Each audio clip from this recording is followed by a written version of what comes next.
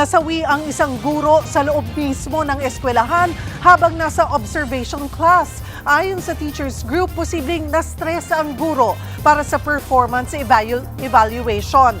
Nasa frontline ng balitang yan, si Gary De Leon. Nagluluksa mga guro at mag-aaral ng Pedro Diaz High School sa Muntinlupa City. Isa sa kanilang guro na si Ginang Agnes Buenaflor ang pumanaw sa loob ng eskwelahan. Base sa investigasyon, nasa observation class ang guro kahapon para sa performance evaluation nang bigla itong mahilo. Pasado alas 2 ng hapon, habang nasa kanyang klase si Teacher Buenaflor, nakaranas ito ng pagkahilo hanggang sa halos mawala na ng malay. Kaya itinakbo ito sa klinika ng paaralan. Pero nung lumaon, dinala na ito sa ospital dahil sa kanyang sitwasyon.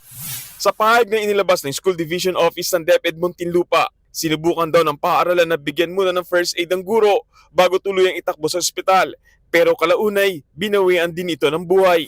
Nananawagan ng Division Office ng pagkakaisa sa pag-alala sa pagpano ng isang mahusay na guro.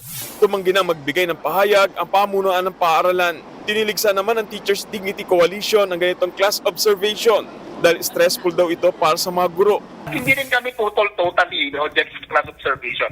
Alam po namin yan, na kailangan po natin din yan, para improve yung pedagogy ng ating mga guro. Seasoned teachers na yung mga teacher natin, parang lalo silang na-stress lang talaga. Para naman kay ACT Teachers Party List Representative Antonio Tino, dapat nang mareforma ang evaluation system ng mga guro para hindi sila ma-stress at mauwi sa pagkakasakit o kamatayan.